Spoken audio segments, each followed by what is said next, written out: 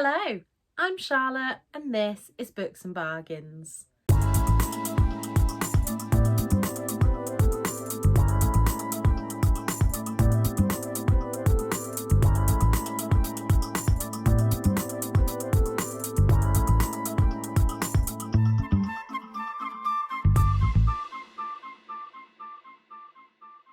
Today I'm coming to you with my November wrap up, and I'm really excited because to me that's my reading year over in terms of like top 10s and things.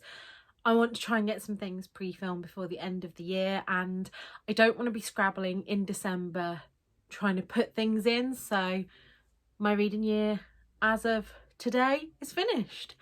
Any books that I do love in December will just roll over to next year's top lists. And so without further ado, let's get into the wrap up. On a stats perspective, I read 9 books in November, which was 3,874 pages overall. These were split 78% fiction and 22% non-fiction. To say that I wanted to finish 2022 on a 50-50 split, not happening.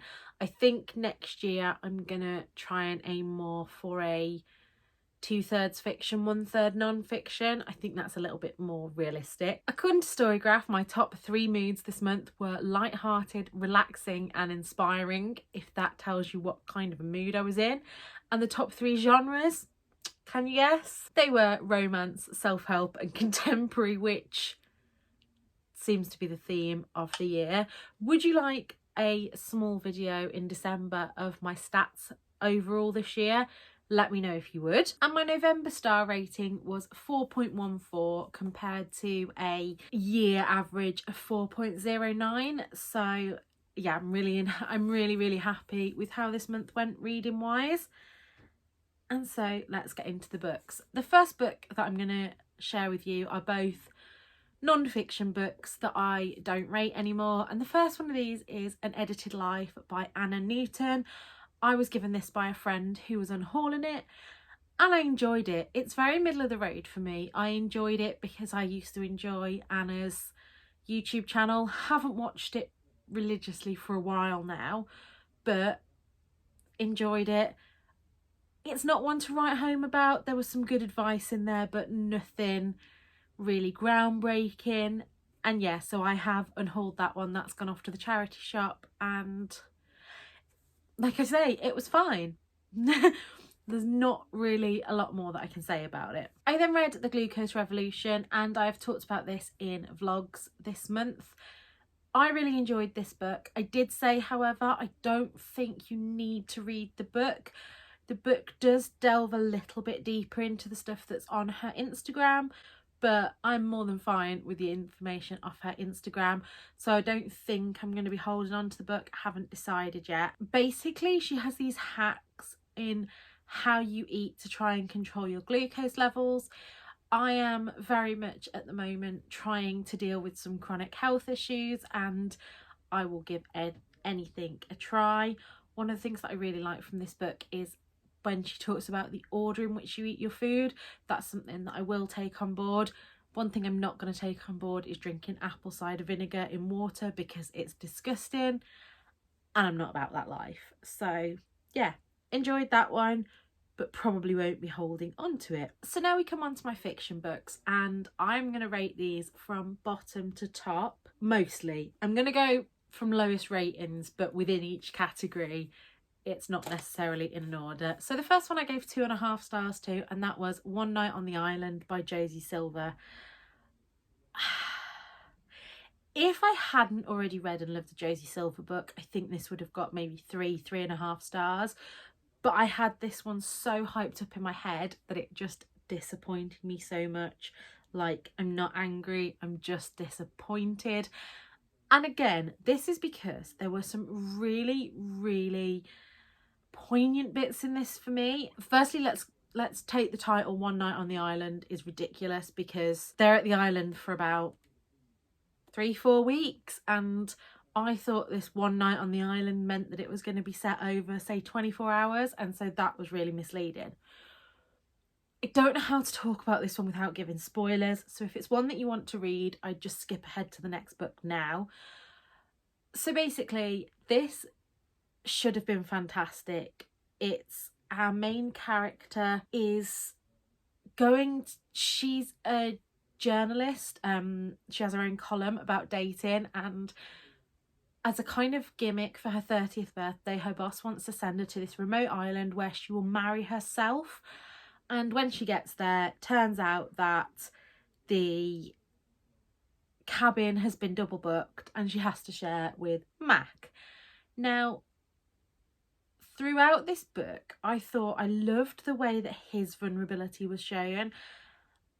I didn't love how we knew from the start that he was still hung up on his wife that he was separated from, because I don't like it when that's there from the start. Like, I don't know, it just doesn't sit right with me. I think if somebody, no matter what the circumstances, if it's not completely closed book, don't go there. Just my opinion. Then when the romance did happen, it was I did like it. They were a good couple. But then he left, and I really wanted Josie Silver to take this as an opportunity to talk about how, you know, some love stories are short stories, but that doesn't make them any less wonderful. And then when the characters got back in touch with each other, I was just like, no. I wanted this to just be cut and dry, one night on the island, bish bash bosh, done. I don't think this could have just, I feel like Josie Silver missed out on a lot of opportunities in this book to really put in a commentary about how, like I say, some love stories can be short stories, but that doesn't make them any less wonderful. And so yeah, that is going to be going off to a charity shop, because not one I keep in my collection.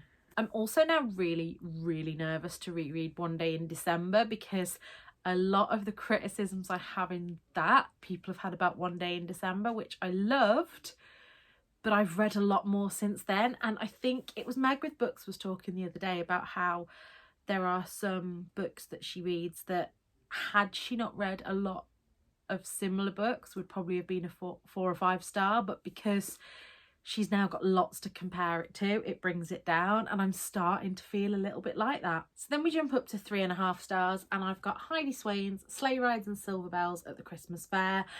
I do feel now that I'm almost finished reading Heidi's backlist, I am a bit harsher with some of her books than I would be, because some I just love so much. So this wasn't a bad book by any means, but I'm comparing it to other books that I've loved more, if that makes sense. In this one, this is our first trip to Winthrop Hall, and we follow Anna, who is a confirmed humbug, who takes on this job because she doesn't want to have to deal with Christmas, and things change really quickly. I don't know whether it's just me when I was reading this, but I just didn't like Anna as a character. She was very much into diet culture. She was obsessed with calories and obsessed with weight and obsessed with all of that stuff. And yeah, so that really brought it down for me. However, the setting of Winthrop Hall and the characters there, especially Dorothy and Angus, I really liked. So yeah, really enjoyed that, and really enjoyed Winthrop Hall as a setting. You'll see in a minute another one, but I gave that 3.5 star. 3.5 star is not a bad rating by any means, and I will be holding on to this one because it will be joining my Heidi Swain collection. Then jumping up to 4 stars, a book that could have very, very easily been a 4.5, 5 star if it had been marketed differently, and that is The Cornish Cream Tea Christmas by Cressida Mclaughlin. I feel like a broken record saying this again, but if a book is marketed to me as Christmas, I want from the first page it to be Christmas. This wasn't that. It's written in 4 parts. I believe these books were released as kind of Kindle, like serialized books when they first came out. And if this had been called The Cornish Cream Tea Winter, I feel like my expectations would have been tampered a little bit. This has got a brilliant ghost story running through. Basically, we have our main character, Hannah, who is an eco-consultant who comes down to Porthgalow to work on crystal waters and up their eco credentials. However, when she gets there, she finds the guy that she has to work with is a bit grumpy, quickly gets into life in Portgallo. There's some really good food descriptions in this. There always is in Cressida Mclaughlin's books. And yeah, it was very... I kind of think it was a perfect November read in case you're not ready for the full-on Christmas reads. We have kind of ghost and spooky vibes in this, and then part 4 really ramps up the Christmas. But because I wanted this for as a Christmas book and I was ready for it to be Christmassy, it did tamper it a bit. Again, half a star lost for diet culture and things, but yeah, 4 star I gave that one. And take a shot every time I say Christmas. I will be hanging on to that one. Again, I am collecting the Cream Tea Christmas series. I might try and get my hands on another copy as this one is a bit battered, but for now it is staying. And then on to the 4.5 stars, and I have 2 of those. The first one is Heidi Swain's Snowflakes and Cinnamon Swirls at the Winter Wonderland. Now this follows Hayley, who we met in the last book, and Heidi Swain's characters. This, I don't want to give spoilers, but it's things that happen right at the beginning. I remember the first time I picked up the Cherry Tree Cafe, and straight away you get hit in the face with like a horrible boyfriend, horrible in the Cherry Tree Cafe. She is expecting a proposal when something else happens. This one, it's Hayley's engagement party, and yeah, Heidi Swain really knows how to write bastard men. And I've lost my train of thought now. Yeah, so this one we returned to Winthrop Hall. This one had a lot more foodie content, and it was just so festive. Like I've said before with some, I liked Anna as a side character in this. Once we were not following her so heavily, I found that I tolerated her more. And yeah, 4.5 stars. What else can I say? One that is teetering, and I mean, if I gave 3.5, if I gave if I gave 3/4 star ratings, I think this would be 4 3/4. I just couldn't give it the 5 star because, again, a few kind of diet culture references, and also the bad guy in this was kind of short and fat, and it just doesn't sit right with me because of such a long history of fat phobia, etc. However, let's go into this. This was fantastic. This could be a new favourite series for me. This is Julie Caplin's The Little Cafe in Copenhagen, and I feel like I've been to Copenhagen now. There was a big exploration of hygge in this. There was just such good description of all the food and all the adventures. And yeah, I want to go to Copenhagen now. Aoife from Pretty Purple Polka Dots has told me to read this series before, and I've always said I will, and now I've started. Definitely need to read them all. Probably not this year now, but stay tuned. I am sure you will see these in a top books of 2023 list because I want to devour it. And then the last 2 books that are 5 stars I read via NetGalley, so thank you to the publishers for sending me these copies in return for an honest review. And the first of this is In the Dark by Claire Allan.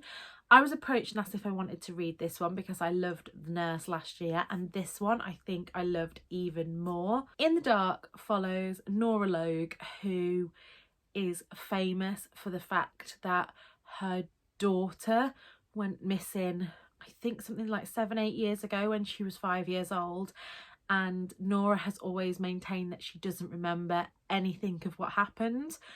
And I was a little bit skeptical going in because I really hate in tropes when women's mental health is portrayed badly and it's kind of used as the reason for them being unreliable, but actually in this one it was done really well. So at the beginning of the book we know that a young filmmaker is making a new series on this disappearance and believes that there may be some new evidence that's come forward that could help solve the case once and for all. we see through kind of true crime forums that a lot of people have opinions on this case. They are split kind of 50-50. Some believe that Nora knows exactly what happened to her daughter, that she murdered her. And I've said before about Claire Allan books that on the surface this is a great thriller, but actually scratching below the surface there's so much more social commentary on true crime and how we forget that these are real people living these real lives when everybody feels entitled to an opinion on it. And yeah, this one absolutely creeped me out. I didn't sleep properly for about a week because I kept lying in bed thinking, I'll just read one more chapter, just read one more chapter. So I couldn't give that anything less than a 5-star.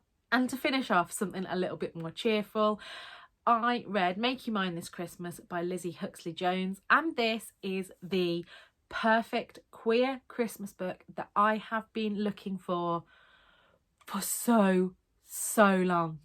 And not only was it perfectly queer, it was also perfectly British and perfectly chronic illness, and just I loved it, even down to the descriptions of Marks and Spencer's food, to the descriptions of like a small town village. I mean, it was batshit crazy at times, absolutely. It's a proper romantic comedy, but I just loved it, to the point that it is not available in paperback until October next year, and I've already pre-ordered it and I already can't wait to read it. So the tagline for this, and the thing that made me pick it up, was the first rule of fake dating: don't fall in love with his sister. And what can I say about that? If you want bisexual representation in a book, that is it. So we follow Have, I'm not sure how you pronounce it, and actually that's one of the things that she gets annoyed about in the book. Have is kind of, she lives in York and she's not really sure about her job, and then at a party she meets, I can't remember his name, and they're put into an awkward situation and agree to start fake dating, and the rest goes from there. Just everything in this book was perfect. I don't think I could fault it. Have is also plus size, and yeah, this book was just everything I wanted in a book. And it actually, I was approved for it a couple of months ago and didn't read it at first because I was so worried that I was going to get let down by it, but it didn't disappoint. So anyway, that is it. That is all the books that I read in November. I hope you've enjoyed this video. I believe that most weeks in December there will be at least 2, maybe 3 videos. I am going to pre-film some of them so that I can take a couple of weeks off. If you want to chat to me in the comments, please do. And until next time, look after yourselves. Bye.